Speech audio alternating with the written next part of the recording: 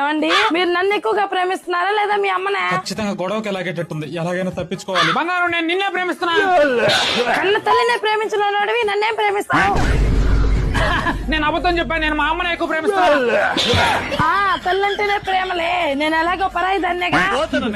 పోనీ ఒక అందమైన అమ్మాయి నేను పక్క పక్కనే ఉంటే మీరు ఎక్కువగా ఎవరిని ఇష్టపడతారు? ఇది ఒక క్వశ్చనేనా? నేను నిన్నే ఎక్కువ ఇష్టపడతా. అంటే నేను అందంగా లేనా?